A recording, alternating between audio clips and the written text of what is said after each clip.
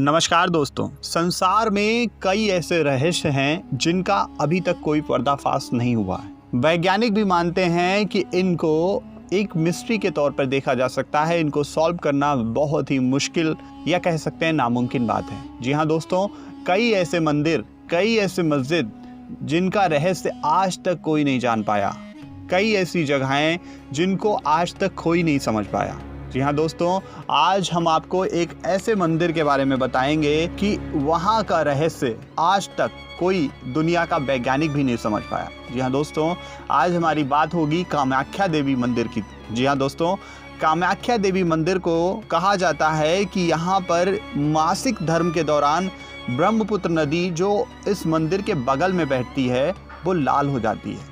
जी हाँ दोस्तों, आपको सुनकर हैरानी तो हुई होगी, लेकिन ये सच है कि वहाँ पर बहने वाली ब्रह्मपुत्र नदी लाल हो जाती है। आज हम आपको बताएंगे कि यहाँ पर मंदिर का पुनर्निर्माण कैसे हुआ, तांत्रिक सिद्धियाँ यहाँ पर कैसे काम करती हैं, कैसे यहाँ पर इसका इतिहास मंदिर का रहा, क्या ये शक्तिपीठ किस उसमें आती है। जी, सारी जानकारी आज हम आपको देंगे और आप हमारे साथ जुड़े रहिए। तो हम शुरुआत करते हैं। यहाँ पर कहते हैं कि तांत्रिक सिद्धियाँ, यहाँ पर जितने भी तांत्रिक होते हैं उनकी तांत्रिक सिद्धियाँ यहाँ पर सिद्ध हो जाती हैं। जी हाँ दोस्तों, ये मंदिर तांत्रिक सिद्धियाँ प्राप्त करने के लिए प्रसिद्ध माना जाता है। यहाँ तारा, धूमवती, भैरवी, कमला, बगलामुखी आदि तंत्र देवियों की मूर्तियाँ स्थापित की गई हैं। इस मंदिर का अगर पुनर्निर्माण की बात की जाए तो इस मंदिर को 16वीं शताब्दी में नष्ट कर दिया गया था, लेकिन बाद में कूच बिहार के राजा नरनारायण ने 17वीं शताब्दी में इसका पुनः निर्माण करवा दिया। और कहते हैं कि कामाख्या एक शक्तिपीठ है। जी हाँ दोस्तों, नीलांचल पर्वत के बीचों बीच स्थित कामाख्या मंदिर गुवाहाटी से करीब 8 किलोमीटर दूरी पर स्थित है। यह मंदिर प्रसिद्ध 108 शक्तिपीठों में से एक है।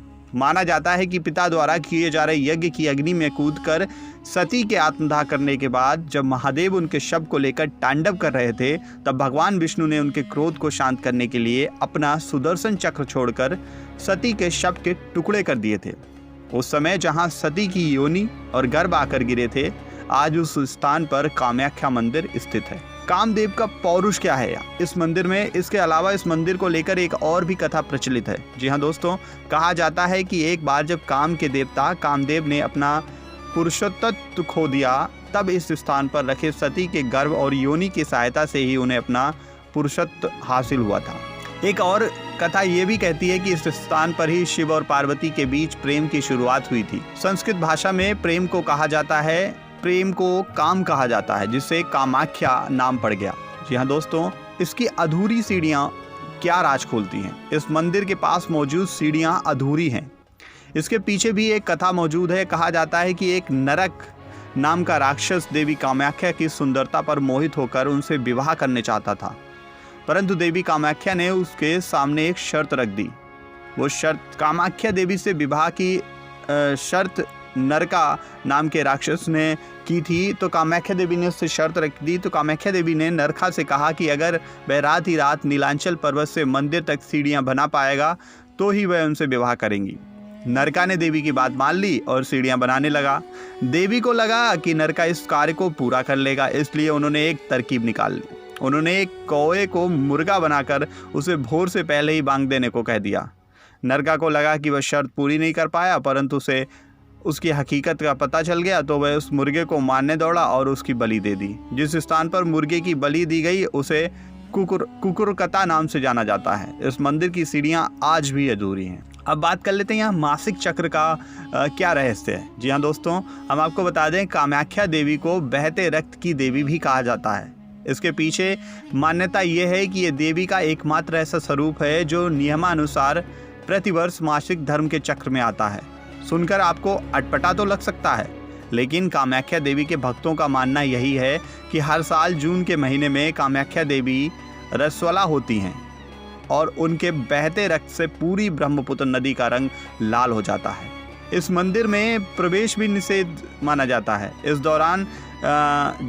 दौरान 3 दिनों तक ये मंदिर बंद हो जाता है, लेकिन मंदिर के आसपास अम्बुबाची पर्व मनाया जाता है। इस दौरान देश विदेश से सैलानियों के साथ तांत्रिक, अघोरी, साधु और पुजारी इस मेले में शामिल होने आते हैं। शक्ति के उपासक, तांत्रिक और साधक नीलांचल पर्वत की विभिन्न गुफाओं में बैठकर साधना कर सिद्धियां प्राप्त करने की कोशिश करते हैं। अब बात कर लेते हैं वाम मार्गी क्या है। कामाख्या मंदिर को वाम मार्गी साधना के लिए सर्वोच्च पीठ का दर्जा दिया गया है। ऐसा माना जाता है कि मच्छंदरनाथ, गोरखनाथ, लोना चमारी, इस्माइल जोगी आज जितने भी महान तंत्र साधक रहे हैं वे सभी इस स्थान पर साधना करते थे। यहीं उन्होंने अपनी साधना पूर्ण की थी। इन देवी को रसोला देवी भी कहा जाता है। जी हाँ दोस्तों, भक्तों और स्थानीय लोगों का मानना यह है कि अंबुबाची पर्व के दौरान कामाख्या देवी के गर्भगृह के दरवाजे अपने आप ही बंद हो जाते हैं और उनका दर्शन करना निषेध माना जाता है। पौराणिक दस्तावेज में कहा गया है कि इन 3 दिनों में कामाख्या देवी रसोला होती हैं और उनकी योनि से रक्त प्रभावित होने लगता है। ये तमाम जानकारी हम आपको आस्था के विषय पर दे रहे हैं।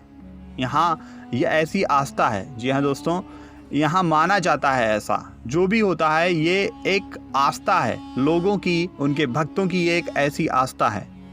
तो ऐसी ही तमाम जानकारी, तमाम अपडेट्स के लिए आप हमारे चैनल को लाइक कीजिए, सब्सक्राइब कीजिए और कमेंट करना तो बिल्कुल मत भूलिएगा। देखते रहिए नेक्स्ट 9 स्पिरिचुअल रजत सिंह के साथ।